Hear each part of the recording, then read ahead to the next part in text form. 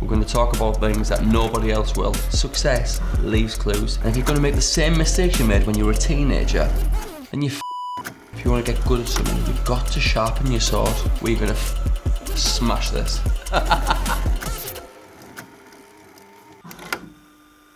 Hello, we would like to say thank you to Howard and all the team at Tomahawk Steakhouse. We're very grateful that you've sponsored the Little Bricks podcast, the absolute #1 place in the Northeast to go and get a steak. Thanks, guys. Hi, Spencer. How are you? Nice to see you, Lee. I'm very well indeed, thank you. How are you? I'm absolutely wonderful. Thank you so much for jumping on to the Little Bricks podcast. I'm very grateful. It's good to be on it, mate. Why did you call it Little Bricks? Well, very good question straight away, straight in the salesman. I believe that little bricks build big castles, and I think that people are always looking for the answer, certainly in sales, but in life. And I don't think there is an answer. I don't think there's one magic formula. I think it's a culmination of little things that take care of the big things. And W. Clement Stone, who had Combine Insurance Company of America, he said little hinges swing big doors. I think little bricks build big castles for kings and queens to live in. So there you go, mate. Nice, like it. Thank you. What do you think? What on that statement there, then, mate? What are some little bricks that keep Spencer? Because you've smashed life, and it's fucking brilliant and so inspirational for a fellow salesman to see. What little bricks keep you going, mate? What habits keep you going? It's that I never think too far ahead. A lot of people have grand, 1, 3, 5, 10-year goals and ambition over these long periods of time. But for me, I've always been very tight on my goal planning, and then even tighter on the actions I need to take. So all I need to worry about is what I need to do today. So when I wake up in the morning, I know what the actions are that I need to do today.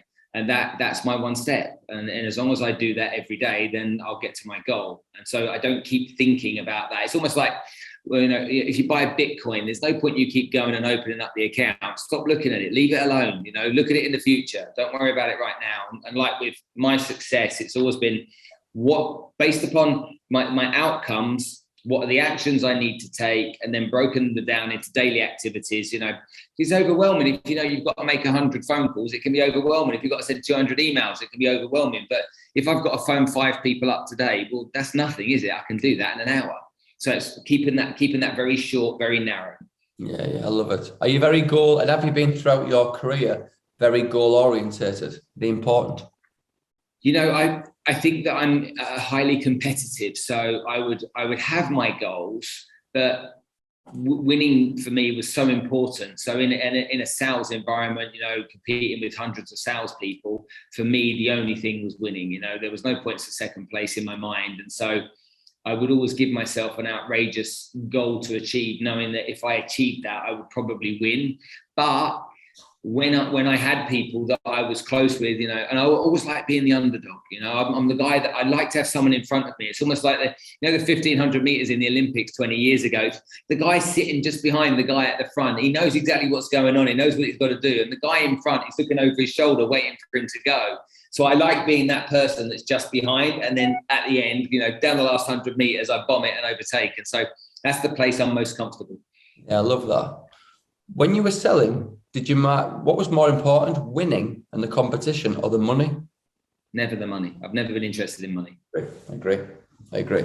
It's such a byproduct. I'm 51 years old now, and all of those nice things in life that you can buy with money, whether that's boats, private jets, all of the things I've been lucky enough to be able to get my hands on over the years.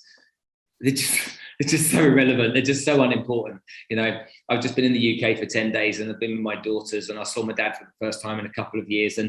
And that just sitting in Starbucks with my daughters, with my youngest one who's got no idea about what she's going to do with her life, but being the funniest person on the planet. And then with my eldest, who knows exactly what she wants to do with her life, being the funniest person on the planet. It doesn't matter what you're wearing, doesn't matter how big your car is. None of that's irrelevant. What's relevant is that joy and that happiness and that connection that you have with people that you love. And as you go through life, you kind of keep striving for these things, these financial related things. They're actually so insignificant you wouldn't believe. What I want is a great relationship with my family. I want a great relationship with my friends. I want to be there for my friends and my family. And I want to wake up every day just being proud of who I am, Yeah, I love it. Morals over money. I love it. Very inspiring. You sound like Dave Meltzer, the American guy who was a sports agent. Well, I thought he was going to say David Brent then. I've been called him a few times, yeah. No, yeah, I know who you're talking about. Dave Meltzer. Dave Meltzer. Yeah. He's a good guy. Yeah, he's been on the show. I know what you mean, yeah. Has he been on your show? Yeah. Well, on your show, you don't joke, to be fair. Can we just list some of the people you've had on the show? And do you mind if I ask a few questions on it? Yeah, go for it, yeah. Good, yeah. Who's been on them, mates, for the people who... Because in Teesside, a lot of Teessiders will watch this and they'll be like... It's funny enough, my dad's in Sedgefield, and I laughed because when we got Tony Robbins on the show, I said to my dad, so what do you think? Because my dad watches everything and listens to everything. I'm like, what do you think of Tony Robbins? And he said, yeah, who is he? And I'm like, what do you mean, who is he? I'm like, he's a legend. He went, he's a bit arrogant, isn't he? My dad had no idea. My dad's from the oil and gas industry. He didn't have a clue who he was. And it made me laugh. But, I don't know. I mean, whoever I had on the show in terms of that kind of that in that world, Tony Robbins, Gary Vaynerchuk, Grant Cardone. God, there's so many of them. Les Brown, Lisa Nichols, Robert Kiyosaki. Loads of those types of people have been on the show. And I think that because I got Tony on the show very early on, like probably 3 months in, I was able then to leverage Tony. It's an interesting story how I got him on the show. So my podcast sponsor is a company called Najahi, and that means My Success in Arabic. And they're an organization that run events and bring these people over to Dubai for these events. And so they had him coming into Dubai, and I'm like, okay, fine. Can I have him on the show? They're like, we've asked, and they've said, no, he won't perform on any podcast. So I found his manager in New York and reached out to her, and she went, no way. Found his publicist, and she said no. Then I sent her a bouquet of flowers, and she ignored me. And I was like, I spent 100 quid on a bunch of flowers. Surely she's got to respond to something. And so I thought, how do I process this? And so I thought, I'm going to process this like she never got the flowers. And so what I did is I then sent her 12 cupcakes. And she then called, as soon as she got the cupcakes, she called me. She said, you sent me cupcakes? I was like, yeah. She goes, thank you so much. It means a lot. I'm like, but I sent you flowers. She said, no, I hate flowers. It was the cupcakes that got me. Anyway, once she then spoke to me, I said, look, I just want him to come on the podcast. We've got studios, we've got everything. Please, can he come? She said, look, make a video with the reasons why you want him to come on the podcast. I will make sure on his private jet, one of the cabin crew has that video on their phones, and they'll show him to it when he's on the plane. If he likes it, then he'll say yes. And so I made this video going, Tony, I was shouting at the screen, you said it was about this and not about that, and went into a whole Tony repertoire. And he saw it, and he then went back to the publicist saying, who the hell is this guy? And she told him, and he's like, okay, I'll go on the show. And they say, don't meet your heroes. But he came on the show. We had the studios lined up. Usually there's 5 or 6 people in the studio. There wasn't. There was 30 people because he was coming. 4 hours before, a whole security detail had come in and scanned the whole building, the toilets, the lock, everything, okay, to make sure it was safe. He came in and it was a 30-minute interview. After the 30-minute interview, he then stayed for another 3.5 hours talking to everybody, doing photos, Instagram stories, sharing advice and wisdom. It was magical as an experience, really magical. So I'm very grateful for him. I suppose when we move away from those types of people, I'm a mountaineer. So Chris Bonington, so Ranulph Fiennes, Nims Dye, who's one of the greatest mountaineers in the world. They've all been on the show, and they've been phenomenal people sharing fantastic stories. Then I've got stories of people that have overcome real adversity with superhuman mindsets. And, a guy called Alex Lewis, who was a pub landlord in England, got sick, went to hospital at 4 p.m. in the afternoon. By 9 o'clock, they had to amputate his arm. By midnight, they'd amputated both arms, both legs, his mouth and his nose. And this guy had gone through hell. But since that, he's climbed a mountain in his wheelchair. He's kayaked around Greenland with no arms. And he's just made a big difference to the world. He raised enough money to give prosthetic limbs to every kid under the age of 7 in the UK. And so when you got people like that, it's incredible. A big turning point for me was a guy called Nick Yaris, who was on death row for 20 years for a crime he didn't commit. His storytelling just blew me away how he was, what he went through and how tough that was. So yeah, I've had loads of different people, and I like to find people that have got something really valuable to share, regardless of what it is. And then that's how my TV show came about, because I interviewed a guy called Leon Logothetis. He was the star of a show called The Kindness Diaries. And at the end of the podcast, just like you and I are right now, this minute, I said to him, look, I'm a little bit jealous. You've got a TV show and I haven't. Just want you to know that. And he just looked straight back at the camera at me like this. And he went, why not? And I was like, I didn't have an answer for him. He's like, if you want a TV show, why don't you have one? You just need to decide. And I was like, you motherfucker. Anyway, he gave me an hour of his time for 6 weeks every Saturday to brainstorm, to see if we could come up with an idea that would make the hair on his arm stand on end. We got the fourth time we did it. Then there was directors, producers, camera teams, all this other people came onto the Zoom, and it became very real. And so we're in the process of making the TV show now, and for Netflix, and all because of my podcast. Superb, man. Congratulations on your success. Very inspirational, mate. Cheers, man. Superb. For the listeners, or anyone's watching this, where can they find the podcast or your YouTube channel, mate? Just so they can... It's called the Spencer Lodge Podcast. You can go and find it on any YouTube channel. If you want to see some clips and some highlights, you can go onto the Making It Happen or Spencer Lodge on YouTube, and you'll see stuff there too. Love it. So listening to that, there are a couple of things stand out to me. You know, we're salespeople, and it's a wonderful thing to be a salesperson. And how you got Tony Robbins on there was financial sales, one financial services sales. Find your client, pursue, keep on pursuing. You were resilient, you kept on going. Has your sales skills served you well in all forms of business and life, Spencer? I can't find a time in life where selling isn't part of our repertoire. You know, when you learn how to sell and you appreciate that it's a skill and it's a profession and it's not the gift of the gab and it's not something you can pick up just by chatting to people, and realize that skill, then think about in every application. You know, Taylor, my eldest, has got a last year of uni. She's going to go for a job interview when she leaves uni. She's got to sell herself. If she doesn't, she'll get rejected. So she's got to do it then. When you want to raise money for a business, no matter what your business is, you've got to sell your concept, your idea to a potential investor. When you manage a team of people, you've got to sell your ideas and convince and persuade a team. When you're obviously selling whatever it is that you sell, you've got to have the skills to sell that. I find it hard, you know. Even, you know, kids are great at it. They negotiate with parents when they're young. They learn some of those, you know, persistency type approaches. And so I find it hard to see in life where having great sales skills won't serve you no matter what you do. I agree. To sell is human, Daniel Pink, and it's so real. It really is.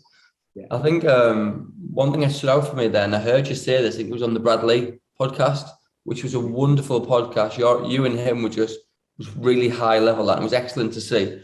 Because I'm a salesperson, I'm an excellent one. So what you two got was just wonderful to watch. Really, really, really interesting.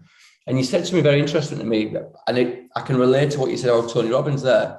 You don't seem in awe. You're very confident amongst yourself. And I think as salespeople, a lot of people go in and they're trying to sort of live up to the client and look up to the client like we're a lesser class or something. That's an issue, isn't it?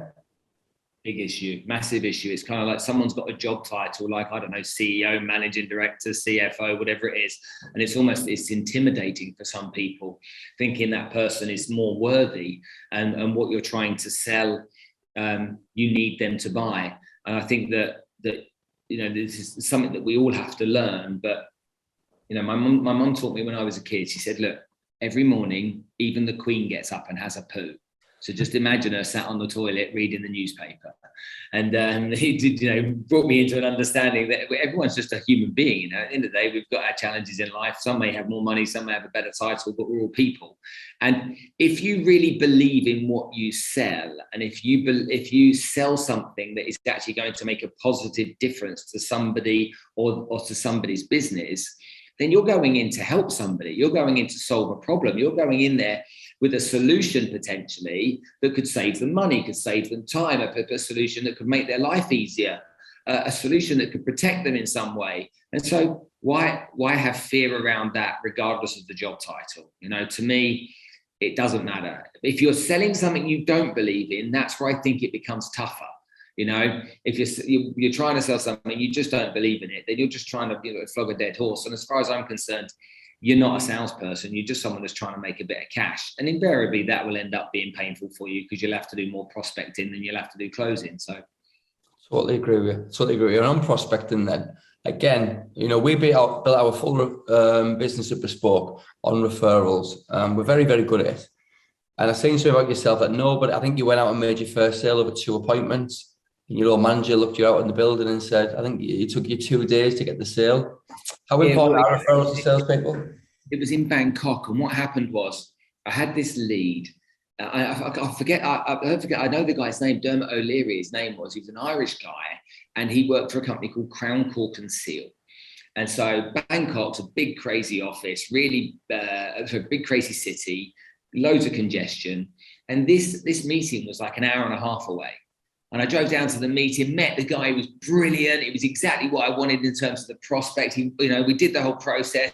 He wanted to buy the product. I had to come back, then send him a proposal, and then see him a week later. So I came back, did the proposal, chuffed the bits with it, went all the way down there to see him a week later, did the paperwork, and I made $5,000. And I'm like, come on, get back to the office. You know, as you do, you're young. I'm 23 years old. I'm waving the deal in front of my boss's nose, giving it, ringing the bell. Yep. And he's like, brilliant, Spencer. So proud of you. Great job. Great result.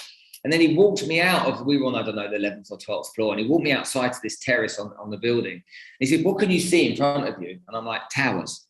He's like, and what's in those towers? I'm like, people. He's like, yeah. He said, do you think there's many expats in those towers? And I used to sell to expats. And I'm like, yeah, there's loads. He said, how far away are they? I'm like, 5 minutes away. He said, if you were seeing people in those towers, how many could you see in a day? And I'm like, I don't know, 6, maybe 7. He's like, yeah. He said, when you go all the way out there for an hour and a half and an hour and a half back, you can then only see 1 or 2 people in the day. So whilst I'm really pleased you've done that deal and you've committed, you now every 3 months have got to go and spend half a day going to see one person. Is that the best use of your time? Are you being as efficient as you can be? And the kind of like the penny dropped, and I thought, okay, time management's important in this business too. And so I put renewed value on that. Yeah, I love that. Great leadership as well. Yeah. Great leadership. So with referrals, what's surprising to us is we get asked so often, how do you do so many sales? How do you build it on referrals without spending any money whatsoever? And a lot of the time is we've got a process. We profile the client. It's very simple. We do a magic thing and we just ask for help and a few names and numbers. What was your magic process when you did referrals, please, Spencer? Okay, so the important thing to remember with referrals is that when you're selling anything, referrals is a sale as well. So if you're selling anything, you've got 2 sales. The selling of service, products and offering, plus selling of referrals. Now, the way that I consider it is this: if I leave with no sale, but I've got 5 referrals, I have 5 further opportunities to make a sale. If I leave with 1 sale and no referrals, that's the end of that journey. So I put a greater value on referrals than I do on the actual sale. And by doing that, the greater importance is to that area. And so then I built out a process where I wasn't going to do business with anybody unless they were prepared to refer me. Now, by positioning that the right way and getting the client's acknowledgement and agreement that they will refer me if I'm valuable to them, meant that I could then get referrals towards the end of the meeting. And I would know if they weren't going to refer me, the real truth, no matter what they said, is that they didn't actually trust me enough. Well, if they don't trust me enough, then they're probably not going to buy something from me anyway. Also, a lot of salespeople, if they ask for referrals, wait until that person's become a client. I'm not in that game, I'm in the game of going to see somebody, doing the work, going to see them again. But at the end of the first meeting is when I want my referrals. 100%. And it's no nonsense. It's not a discussion. It's not open for debate. You're either going to refer me or you're not. If you're not going to refer me, no problem at all. There's no point in me working with you because I'm not the right guy for you. If you are going to refer me, then guess what? I'm going to see you every 3 months and I'm going to do my best to get referrals out of you every time I see you. 100%. I love it. I think the things with referrals, speed kills. There's no point messing about and prolonging the no, chasing a no, getting your self-confidence down, knocking your vibe. If you're going to get a no, just get it quickly and move on. Speed kills. It really does. Especially in today's society where 2-part appointments and 3-part appointments. Who has time for that? Mental. So with referrals as well, it's just new. It should be called relationships really, because that's all it is, isn't it? I think like nobody likes to be sold, but they all like to go shopping with the mate, don't they? So it's a really key thing to sort of cement sales and grow your business.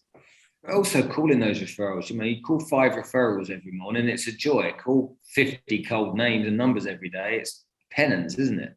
It really is. It really is, yeah.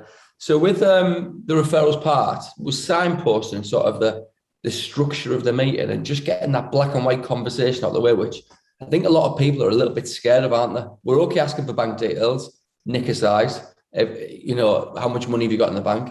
Are you broke? Have you told your wife? But we daren't ask, say to them, how long have you got?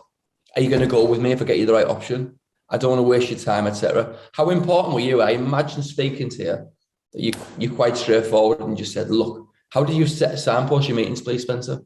So when I'm explaining what I do, I explain my ground rules or my terms of business, that this is what I'm going to do and this is how I'm going to do it. Okay, so I'll probably explaining it is better just demonstrating it. So the first thing I'm going to do today is complete a fact find here, a good understanding of where you are. So I'm going to ask you how much money you've got, what kind of debts you've got. I'm going to get a full picture of your current situation. Once I've done that, it's going to become apparent to me the areas that I believe that you need to do some work. But it doesn't matter what I think, because it's not my money, it's yours. If you tell me the areas that you need to do some work and we agree that makes sense, then my next job is to find a solution for that problem. So I'm going to do some research so I can come up with something that does exactly what you need it to do. I'm going to go away and take time to do that. I'm going to take that time to find that solution. I'm going to get that solution to you so you're comfortable with it. But I can't do that work just for the fun of it. I need some commitment from you. And quite simply, if we identify that you have a need today and you agree with me that you want to do something about it today, then all I ask of you is, if you put me to work and commission me to get this job done for you, that when I come back with a solution, we can go ahead and do some business together. Now, does that seem fair, or do you have any questions? So that's my terms of business. The referral approach, I mean, and there's many different referral pitches. An example would be an 80-20 one. Most people in the financial services industry spend 80% of their time looking for new clients and 20% of their time looking after clients. I'm just not into that. I'd rather spend 80% of my time looking after you and 20% of my time looking for new clients. Can you see how that's more advantageous for you? The client would say, yes. Well, good. But the only way I can do that is by getting your help. I'm going to need you to introduce me to 4 or 5 people that I don't know, that I can bring the same value to as I'm bringing to you. If you do that for me every time we see each other, then I can spend most of my time looking after your situation. Does that make sense? Or do you have any questions? And that's the way I go about it. Love it. Absolutely love it. What's the five most important traits, characteristics for any sales professional to have, please, Spencer?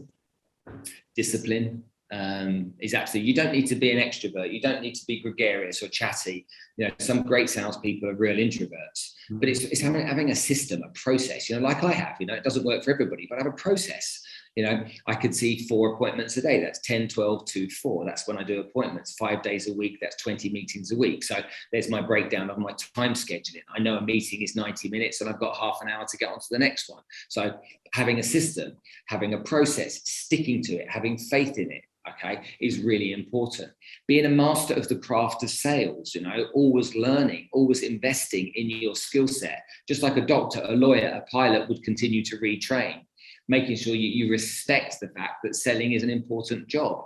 On top of that, again, know your products inside out and upside down. No nonsense with that. No bullshit, no excuses. Know it.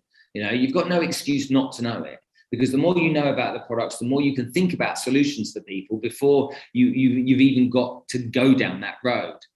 In your mind, you're thinking it through. And it's kind of like having a relentless attitude, that relentlessness to... When I learned to sell, my boss made me cold call. So I cold called 100 people a day, and he said, I want you to go and get 100 no's. I was like, what? He said, go and get 100 no's. And so I was on the phone, got 100 no's. End of the day, he high-fived me. He said, see you tomorrow. Next day, get 100 no's. And I'm like, okay, so I got 100 no's. Again, he gave me high fives. Well done. Next day, he said to me, I want you to get 99 no's and 1 yes. And what he was teaching me to do was to understand that I needed to seek rejection to find acceptance. Well, when people are telling you've got to find no's, every time someone says no, F off, not interested, whatever, you're like, okay, cool, have a good day, rather than, oh, that was a personal attack at me. Oh, that's wounded me. I'm a victim. I'm suffering now. which is where a lot of salespeople go. And it's like, all of a sudden the phone has teeth and it's like, oh, it's got teeth. To me, that's just nuts. And so my belief is to have these types of steps in place and these processes, and you can win no matter what your personality type, no matter what your characteristics, you can win if you do that. Totally agree. Rejection, human beings, especially men, we don't take rejection well, but we get a lot of it in life. I think if you don't take it personal, don't persuade yourself that something it's not permanent. Just because it's no now doesn't mean it's a no next week. And you go again, the fortunes and the follow-up, right?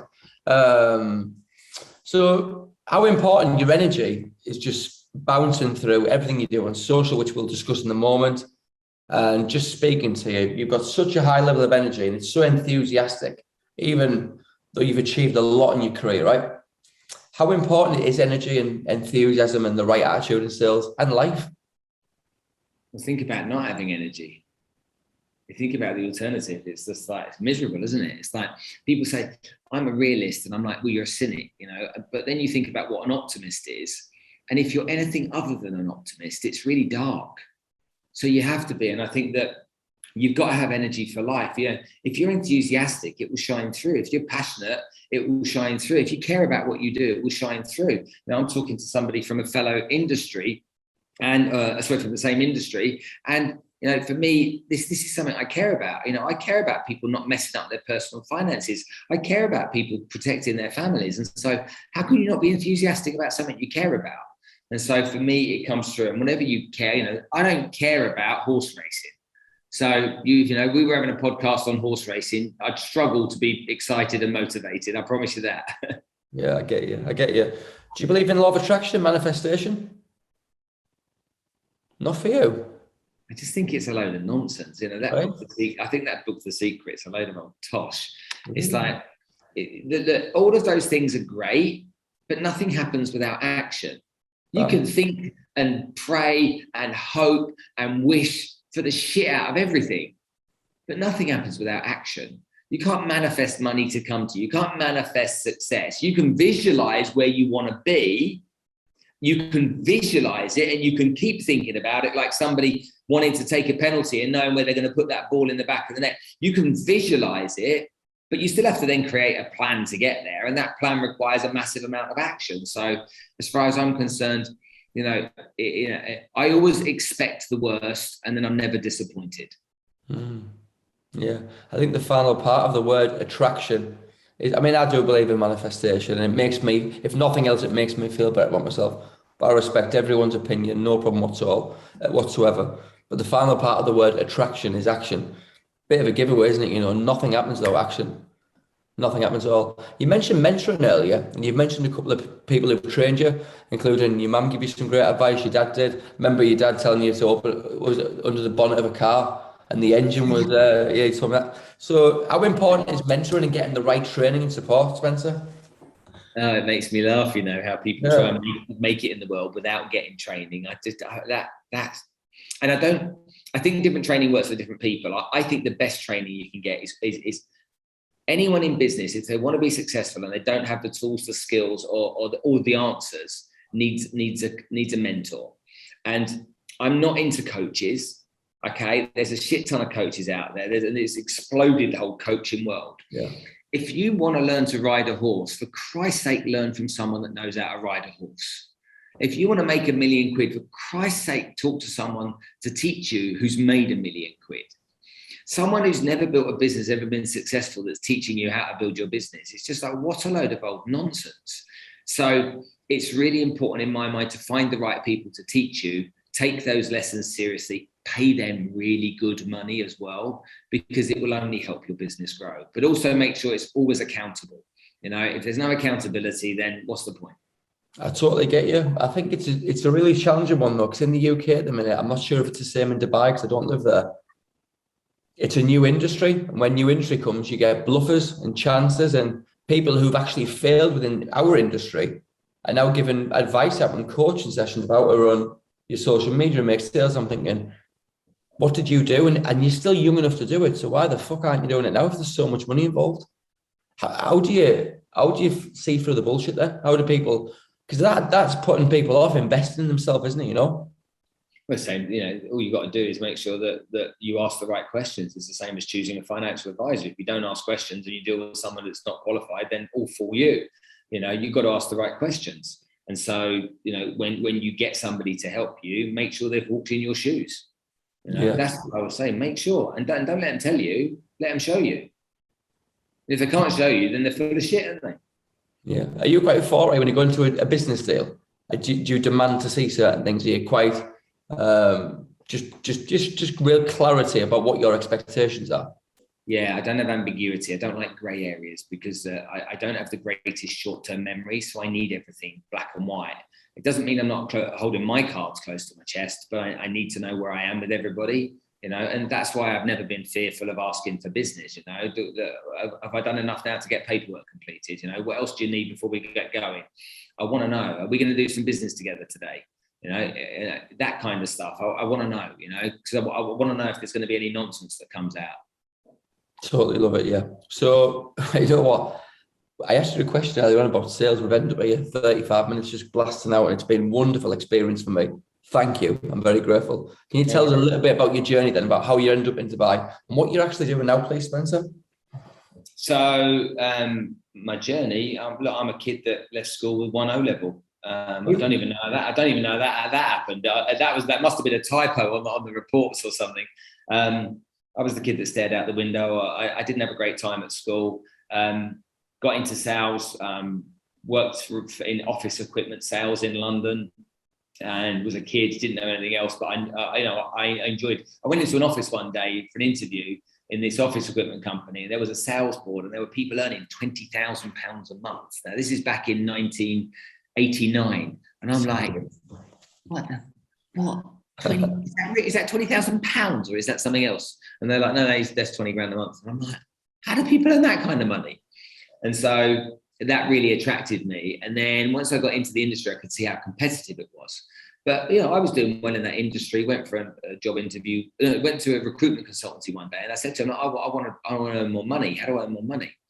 And this guy said to me, the only way you earn more money is by working with money. And that kind of like really resonated with me. And so then I got into financial services. There's a long story involved in that. And then went to live in the Far East, Hong Kong, Thailand, Malaysia, and then Brazil, and then Egypt, Slovakia, Italy, Holland, and then Dubai 16 years ago. And I was busy building operations for a business that I was growing, that I sold my equity in 2012. And yeah, I mean,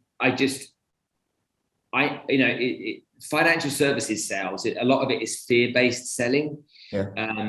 And so, if people don't do what they need to do, their life is going to be immeasurably worse. So it's kind of quite easy to convince people to do the right thing by themselves and their family when it comes to that kind of product and service. And, I'm a guy that I've never had a salary in my life, never, ever had a salary in my life. I've always been a commission-only person, worked my way up in business, sold equity, set up a new business, built that business. That business will be sold in the next couple of years, no doubt. And I've had a great time doing it. And I've been able to get myself involved in other projects that I care about. And so I hate women being abused because I saw that as a kid. I hate child slave labor. I hate human trafficking more than you can imagine, because I've had guests on the podcast that have taught me a lot about it. And I'm working now with my life towards trying to do more in that area, so that I can make a difference in things that I think are really important. It's really important. So your legacy now, and what you're going to leave behind is changed quite a lot there. I don't believe in legacy personally. What I believe is while I'm here, and I'm 51, so hopefully I've got another 40 years or so.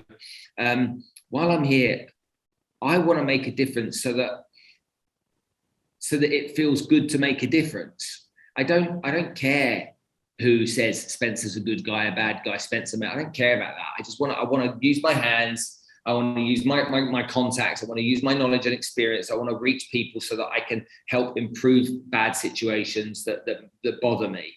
And so, and if I'm at my deathbed and people say Spencer did a great thing, or if people say nothing, I really don't give a shit. Okay, what I care about is making a difference, and that's the only thing I can do is by what I've learned, and that's taking action. I love it. Massive action. Have you had some tough times in life, Spencer? Because I have. I mean, I had some shit times, all my own doing, by the way. Mental health.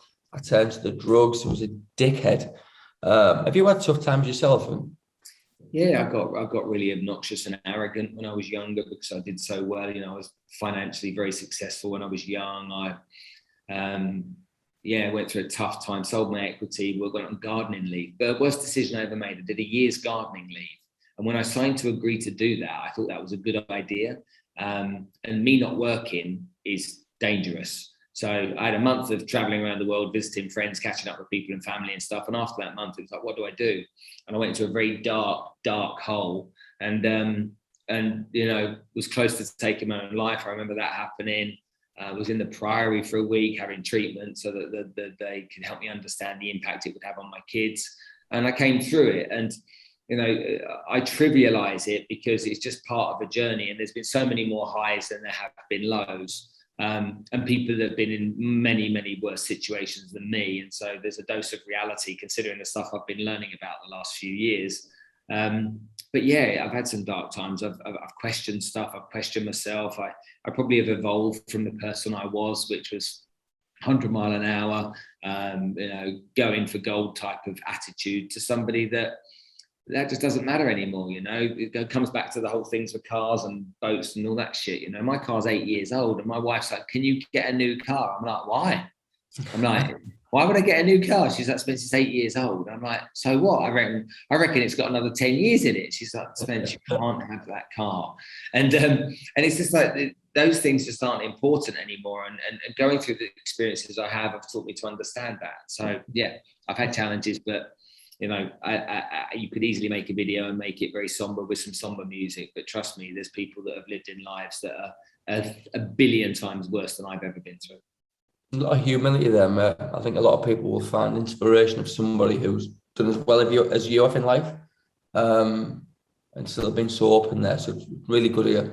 At them hard times and failure, they're an important part of the process on your journey to success. I don't know. I think for some people, yes. I think some people need it.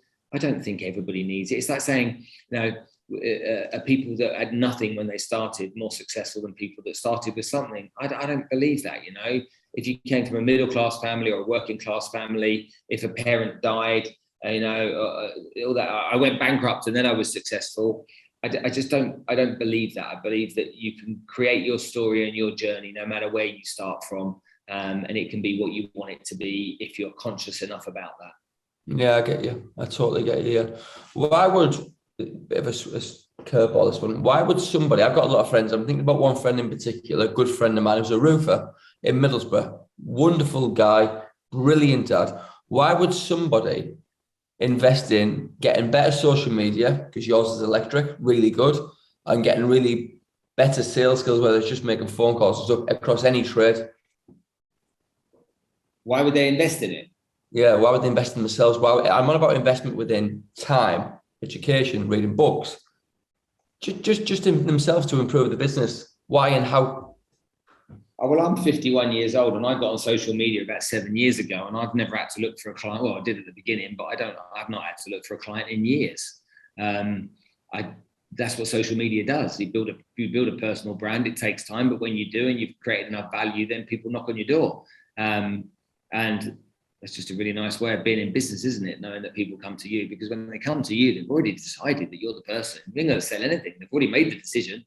In fact, you have to be careful not to go through the other side and lose the sale, because they're saying I'm buying. Yeah, superb.